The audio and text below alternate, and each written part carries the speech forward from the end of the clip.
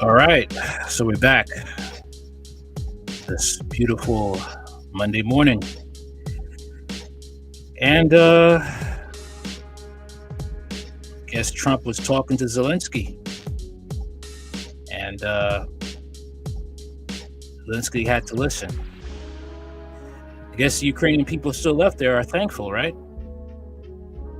You know, their neo-Nazi leader has finally had some sense to talk to him. Let's get into it. Our Talk Radio live in 4K.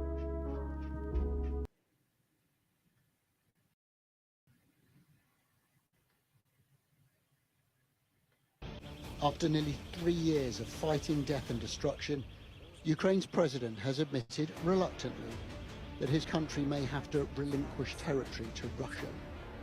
In an interview with a French newspaper, he struck a thoughtful tone. We cannot give up our territory. The Ukrainian constitution forbids us to do so, but we do not have the strength to recover them. We can only count on diplomatic pressure from the international community to force Putin to sit down at the negotiating table. All right, so it's official. The Russians have won this war. Yes, the Russians have taken 25% of Ukraine. The Ukrainians cannot get this. Okay. And that's a good thing. Okay. All right. Because Ukrainians, they would have spread that neo-Nazi garbage to Russia. All right. So let's see what Trump has to say.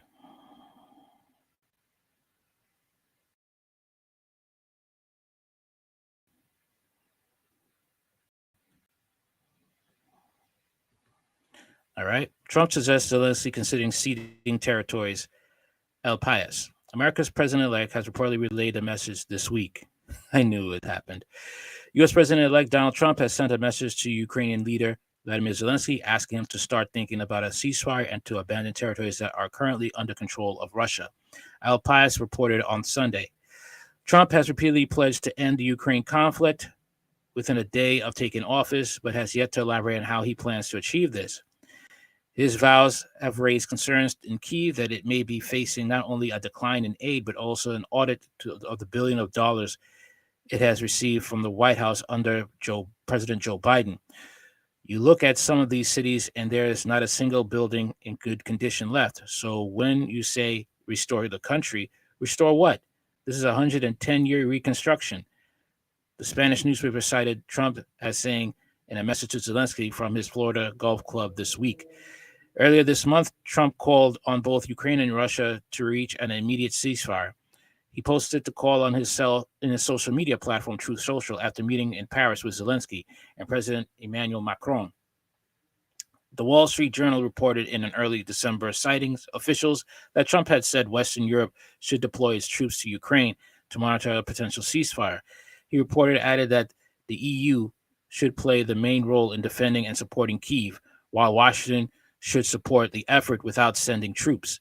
Speaking at his end-of-the-year press conference on Thursday, Russian President Vladimir Putin reiterated that Moscow remains open to negotiating with Kyiv without any preconditions except those that had already been agreed upon in Istanbul in 2022, which investigated a neutral, non-aligned status for Ukraine, as well as a certain restrictions on deploying foreign weaponry. He also noted that such talks would have to respect the realities on the ground that have developed since that time. Well, we all knew that Zelensky was not going to win this war. Okay, he was not going to win. Russia is sitting on black gold. Okay. And, people have fled the country. All right. No, it wasn't going to happen. Just more people were going to end up dead. That was going to be the reality. It's practically a graveyard as it is.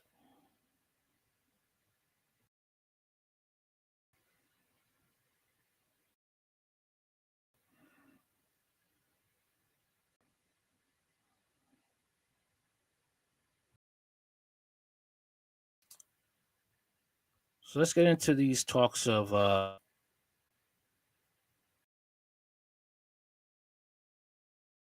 Trump now trying to kick out the LGBT out of the military. Okay. I don't think that's a good idea, to be honest with you. That's not a good idea. What I would say, what I would say is the fact of having the military pay for surgeries for them. That should be cut, and they should be focusing on defending the country. All right, not having the government pay for your surgeries. Kicking them out would not be a good idea, since you all are having a really bad time trying to find people who are dumb enough to join the military as it is, because you guys aren't changing the pay. Issues of grape are still a problem. Yeah.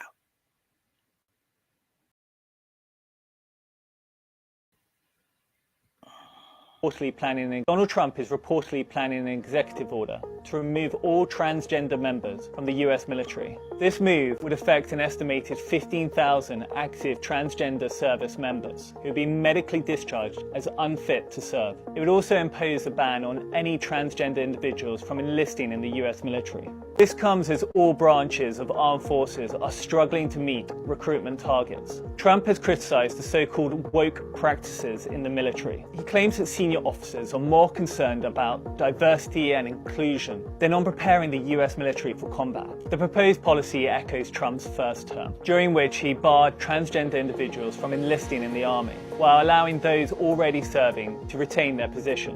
When President Biden took over, he reversed the order. But under this proposal, even those with decades of service under their belt, they will be forced out. Transgender individuals warn that this ban will cause them personal hardship.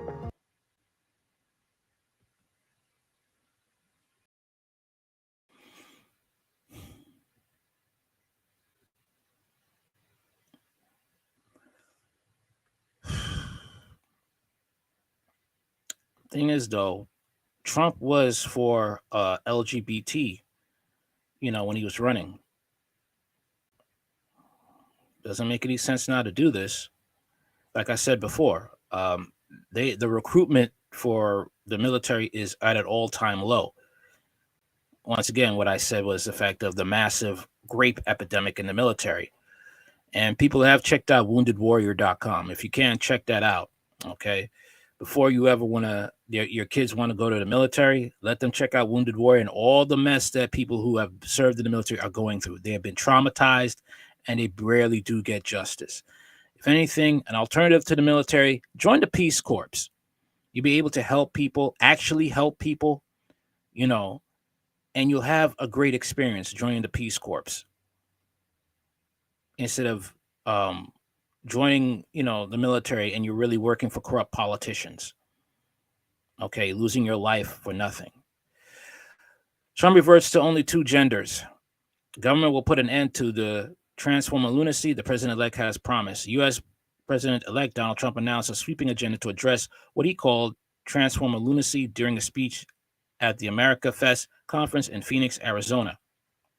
Speaking to a crowd of young conservatives on Sunday, Trump pledged to implement multiple relevant policies on his first day in office. I will sign executive orders to end child sexual mutilation, remove transformer individuals from the military, prevent them from entering our elementary, middle, and high schools. Trump stated, signaling a return to policies dismantled during the Biden administration. Additionally, he promised to enforce a ban on transformer athletes in women's sports. It will be the official policy of the United States government that there are only two genders, male and female, he declared. With Republicans preparing to take control of both chambers of Congress alongside the White House, the party is positioned to advance a conservative agenda on LGBTQ issues. Last week, Congress approved a defense budget that includes a provision barring federal funding for certain so-called gender-affirming medical treatments for the children of U.S. service members. What do children need?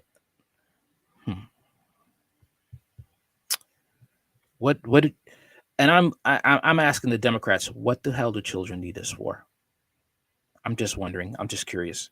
This is why I didn't vote for Trump, and I damn sure didn't vote for Kamala Harris.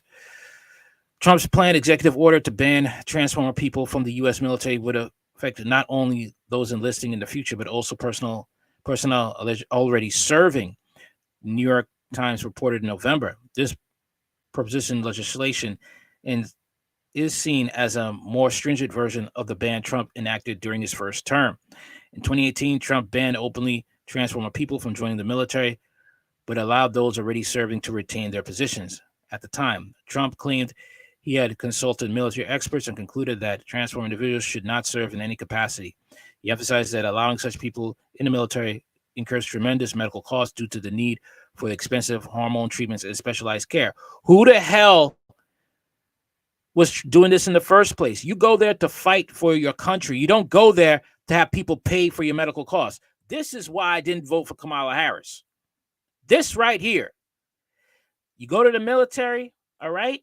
You're there to protect and serve your country, to defend against threats, both foreign and domestic. You don't go there to have this.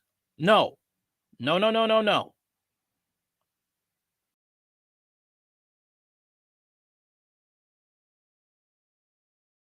Some things are just plain ridiculous, man. I don't get it. Okay. Oh yes. And here's an article I should have put up with along with the Zelensky surrendering. Okay. Here we go.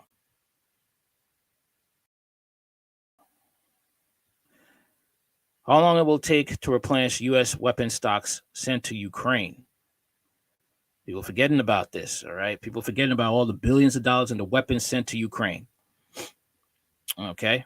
The U.S. will not be able to restock inventories of critical munitions sent to Ukraine for years, even so as some stockpiles have become nearly depleted. The Center for Strategic and International Studies found the U.S. has provided 1.1 million rounds of 155 ammunition to Ukraine as of Thursday, according to the Pentagon. Fortunately, in this year's NDAA, the Armed Services Committees included critical audit provisions for this funding, including one that will provide quarterly reports on the production of the U.S. munitions industrial base, Wisconsin Republican Representative Mike Gallagher told the Daily Caller News Foundation. Even at emergency production rates, it will take several years before the U.S. is able to restock supplies of critical munitions sent to Ukraine, according to a recent analysis conducted by the Center for Strategic and International Studies, a Washington, D.C.-based think tank. The U.S. has sent millions of rounds of ammunition of various kinds to Ukraine, according to a Thursday fact sheet from the Department of Justice, which has resulted in severe deficits in some cases. Only one of the 6 weapons where stockpiles have fallen dangerously low is projected to reach normal levels within 5 years. Assuming no further deliveries to Ukraine, leaving the U.S. scrambling for alternatives, Mike Kansian, a former artillery officer and Pentagon acquisition official, found that a report published in CSIS. Longer term will be some competition between Taiwan's needs and rebuilding U.S. stockpiles, Kansian told the Daily Caller News Foundation, as the U.S. pledges to help the island fend off Chinese aggression. That's why increased munitions production is so important. More inventories, though not all, will take many years to replace. For most items, there are workarounds, but there may be a crisis brewing over artillery ammunition, Kansian wrote. For example, the U.S. has provided 1.1 million rounds of 155 ammunition, a widely used explosive shell, to Ukraine since Russia's invasion on February 24th, 2022, the fact sheet shows. At the regular production rate of 93,000 rounds annually, the industrial base would never be able to replenish 155 projectiles because of the number consumed in standard military training and maintenance operations, the CSIS report said. The base can surge to a rate of 240,000 rounds each year.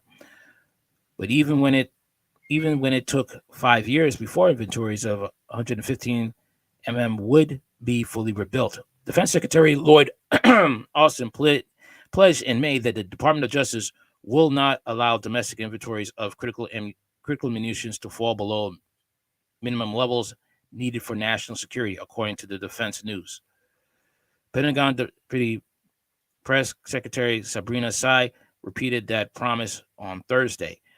Army Acquisition Czar Doug Bush said in September the service planned to triple the 155 mm production over the next couple of years with support from Congress, Task and Purpose reported.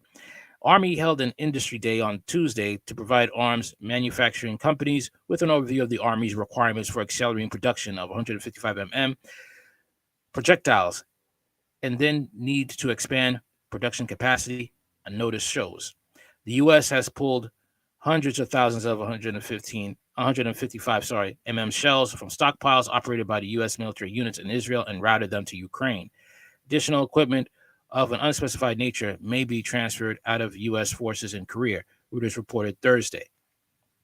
Ukrainians will never run out of ammunition, Hansen told the Daily Caller News Foundation. Supply for light-air weapons like rifles and machine guns could continue indefinitely, but alternative ammunition, the foundation of ground warfare, has been most difficult, he added. To make up for the shortage, the U.S. has begun substituting some weapons that may be slightly less appropriate to the type of warfare Ukraine is conducting and buying artillery from other countries, Hansen explained to the DCNF. GPS-guided 155 mm munitions are also at risk, according to the analysis. Recent production rates of 1,000 per year mean it could take several years to refill U.S. inventories, or 4 years at the accelerated production rate. At the recent rate of production, it will take 8 years to replenish U.S. stocks of Javelins. Surge production rates, could shorten the timeline to 5 years and 1.5 years. According to the CSIS analysis, Javelin stocks have become so strained that the Department of Defense suspended further deliveries to Ukraine to avoid undercutting plans for dealing with possible conflicts elsewhere. Stinger missiles could take even longer, up to 18 years, corresponding with decreasing demand within the Department of Justice for ammunition. Hansen predicted the inventory of high-mobility artillery rocket systems, HIMARS, could be restocked within 3 years. However, part of the reason for the more comfortable production margins is that the U.S. has donated so few, just 20 as of January 6th, relative to Ukraine's needs, Hansen wrote. Thursday's defense package did not include any additional HIMARS or Stingers, Javelins, according to release.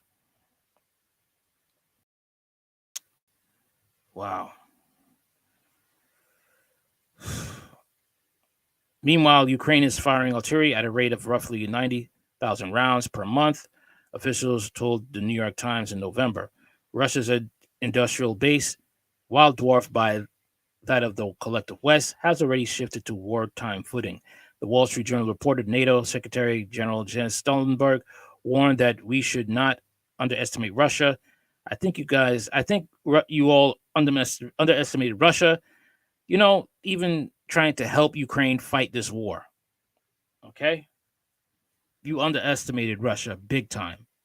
And you even sent American soldiers on the ground to fight against Russia, to help Ukraine.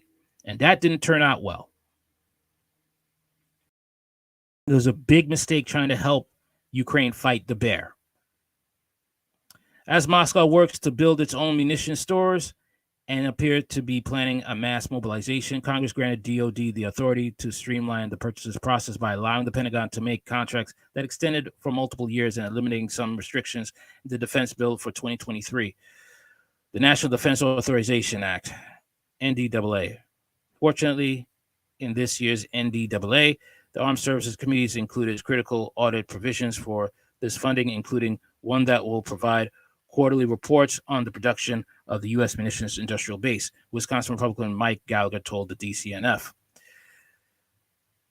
A trilateral inspector general, IG body composed of IGs from the Department of Defense, the State Department, and the U.S. Agency for International Development, released a full strategy to monitor the United States Ukraine's response, including how it balances between supporting Ukraine and maintaining supplies for its own needs on Wednesday.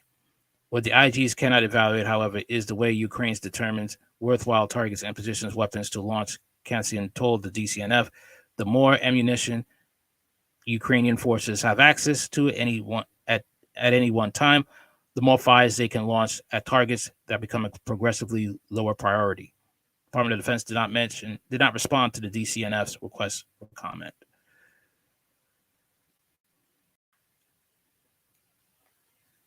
Okay.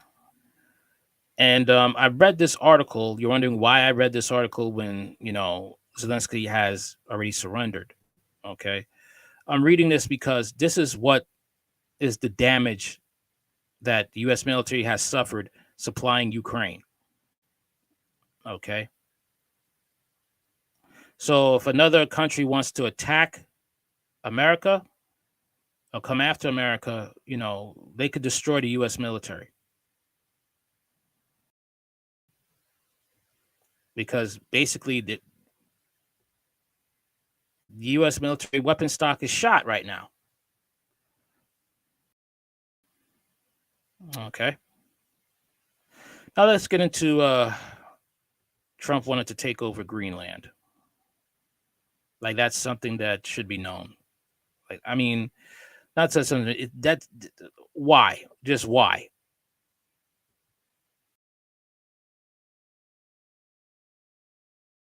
That's what I like to know. It's not something that, should be important to be doing.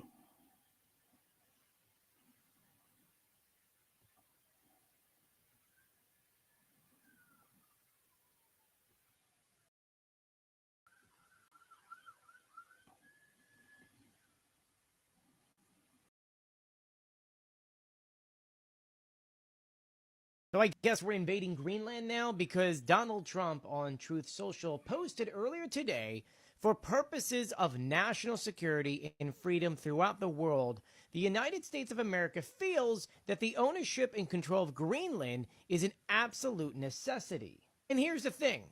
I wish I would tell you that I'm taking that sentence out of context, but I'm not. Trump's words came after he announced who his choice would be for the United States ambassador to the Kingdom of Denmark, and somehow went into a rant about needing Greenland.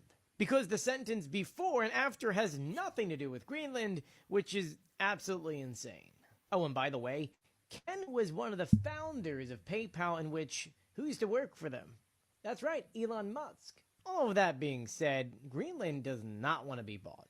At all. So for Donald Trump to even float the idea of having Greenland is off the table, and once again just doesn't really make any sense, even when it pertains to the tweet and then outside of the tweet. Now, the only reason why I would think that Donald Trump would say anything about this is because in recent years, Russia's been doing a lot to try to claim territory up in Greenland's exclusive economic zone.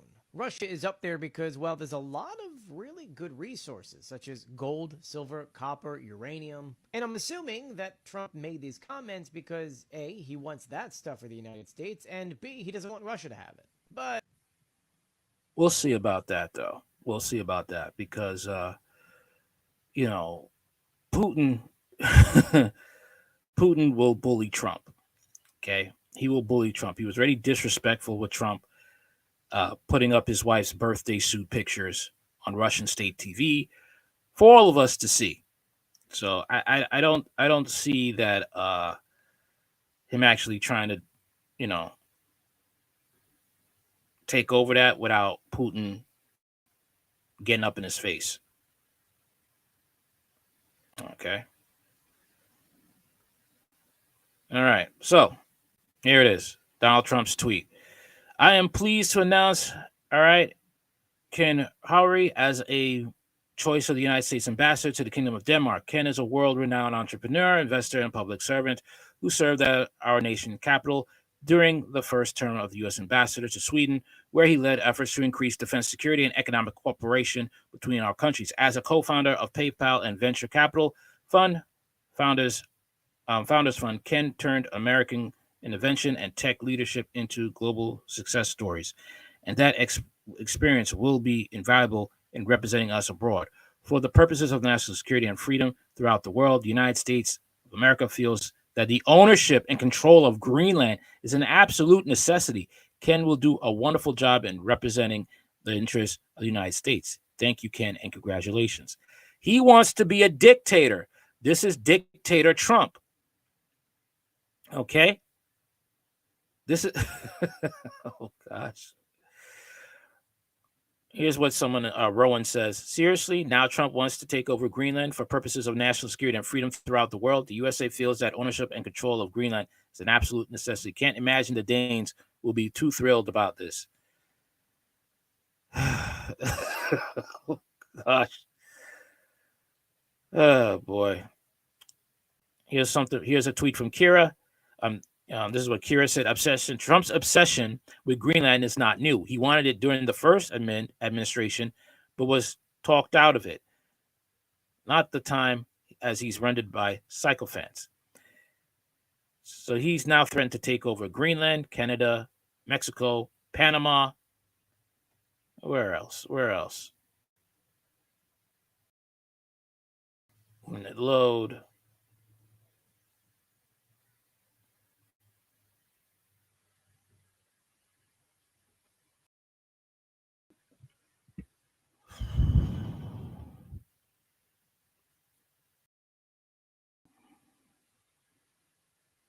And well, you get the idea. You get the idea about Trump.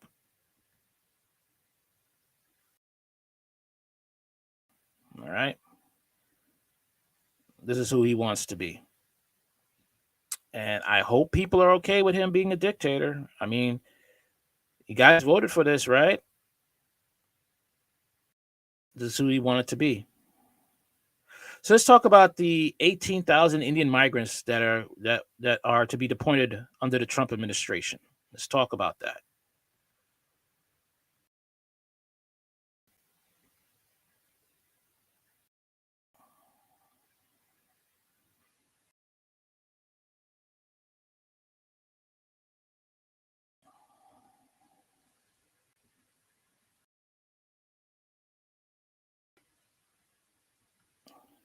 Continued to promise to crack down against illegal immigration on day one of taking office. With Inauguration Day just about a month away, Donald Trump's rhetoric about deporting over 1 million migrants is increasing. This comes after the Immigration and Customs Enforcement, or ICE, released data of the number of illegal migrants who are reportedly being marked for deportation. According to the ICE document, 1.5 million migrants have been identified for deportation, with the highest number of undocumented residents being from Honduras, Guatemala, Mexico, and El Salvador. The list also includes thousands of migrants from Asia, particularly China and India. Now, the United States has about 7 million undocumented migrants living in the country, with the most being from Mexico, followed by El Salvador, India, Guatemala, and Honduras. Washington has already begun deporting some of the illegal immigrants, particularly those who have a criminal record or ties to drug cartels. The first thing I thought was, I'm not going to sleep on the floor anymore. I'm not going to be cold anymore. I'm not going to be hungry anymore, and neither are my children. When it sank in that I was landing, that I was in Honduras. When I arrived, I went to my mother's house in Oro, and when I arrived, I sat down and took a deep breath and said I was in Honduras again, and I couldn't believe it. The impact was very strong.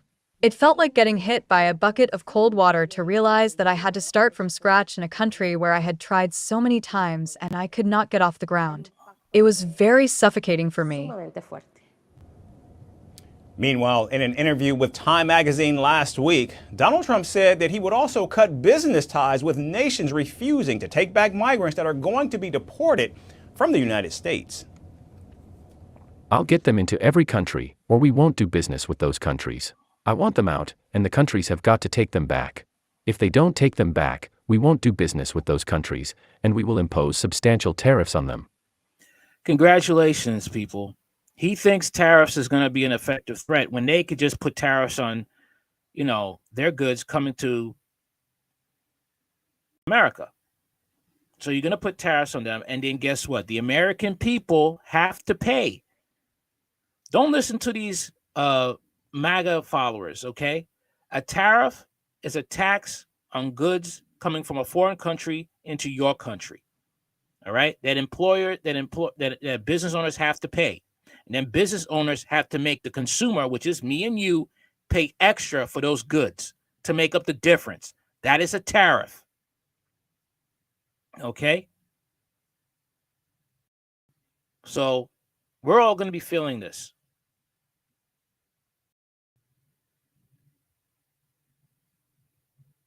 That's exactly what's going to happen.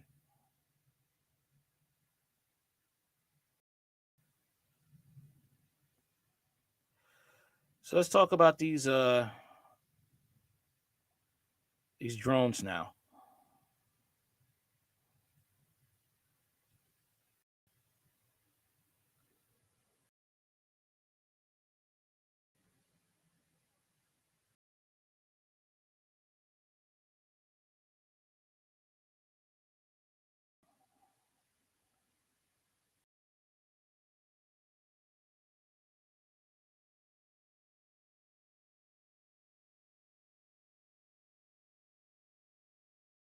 Major step taken by the government in response to those recent drone sightings in the Northeast. The FAA has issued a ban on flying drones in parts of New Jersey until January 17th without special permission from the government due to, quote, special security reasons. The rule applies to areas now deemed national defense airspace. Despite this new rule, officials have said there is no evidence the drones spotted recently pose any kind of threat. I don't know about the drones leaking nuclear waste, and in New Jersey, I think that's a threat. I don't know. I kind of think that's a threat, man. I don't know about you, but that sounds like a big threat to me. Okay.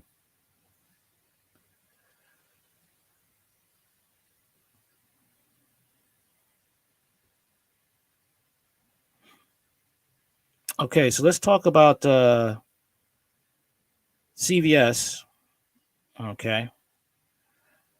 And their opium problem.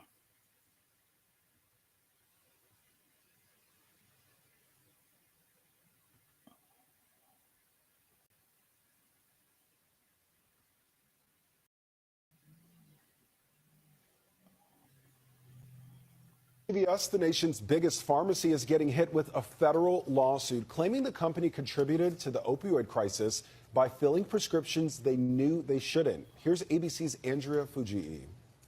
The Justice Department is suing CVS, claiming the company unlawfully dispensed opioids to boost its bottom line. In a civil lawsuit, the government claims the country's largest pharmaceutical company knowingly filled prescriptions for controlled substances that lacked a legitimate medical purpose. The failure to step in and prevent the issuance of prescriptions that should not go out the door for dangerous and potentially fatal opioids puts lives at risk. The complaint says the company, with more than 9,000 stores nationwide, did it to fuel its own profits at the expense of public health and safety. The Justice Department claims CVS ignored its own pharmacists and internal data, pointing to problematic prescriptions. CVS denies the accusations, saying each of the prescriptions in question was for an FDA-approved opioid medication prescribed by a practitioner who the government itself licensed.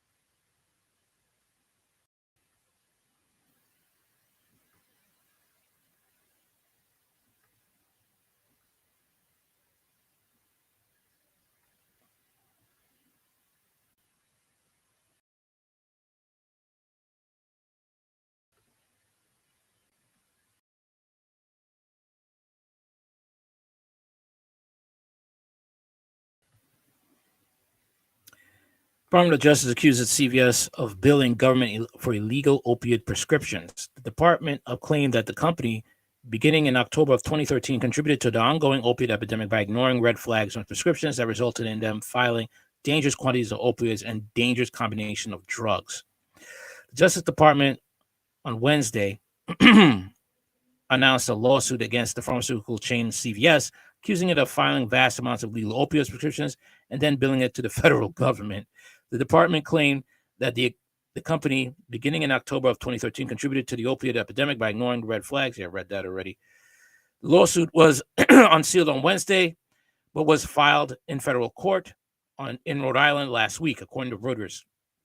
The Department of Justice also accused the company of maintaining inadequate staffing, pushing its pharmacists to fill prescriptions quickly without allowing time to investigate whether they were legitimate, and ignoring warnings from its employees. All right. Okay. So, wow. Anytime in this situation, get out of that company and try to get legal legal aid to protect yourself. The practices alleged contributed to the opioid crisis and opioid-related deaths, and today's complaint seeks to hold CVS accountable for its misconduct. Principal Deputy Assistant Attorney General Brian Benton said in a statement, CVS has denied any wrongdoing and claimed that it has worked with the Justice Department in its years-long investigation. We have cooperated with the Department of Justice investigation for more than 4 years, and we strongly disagree with the allegations and false narrative within this complaint, CVS stated. The case, which stems from a whistleblower complaint, alleged that the chain continued to fill hundreds of prescriptions for one Alabama doctor in 2015, despite warnings that he was under investigation. He was later arrested in 2016. The chain also allegedly continued to fill thousands of prescriptions for a doctor in Pennsylvania, despite warnings that he was under investigation and reviews from complaints that he filled prescriptions without seeing the patient first. Safety issues arise when one is dealing with medication and also being rushed to fill an order like McDonald's. One employee allegedly wrote, CVS has concocted an assembly line style of medication preparation and only cares about profits. The lawsuit comes after CVS agreed to pay nearly $5 billion in 2022 to settle thousands of lawsuits brought by the state, local, and Native American tribal governments. The company did not admit to any wrongdoing in the deal. Wow. This is insane, man. This is practically insane what's going on here. Who knows how many people have probably overdosed on the opiates. Okay. That's all I got for now. Hopefully you were informed and you appreciate the live stream. Like, share, comment, and subscribe. All right. Anything you want to know about my channel in the description box. Okay. You can check me out on Rumble. All right.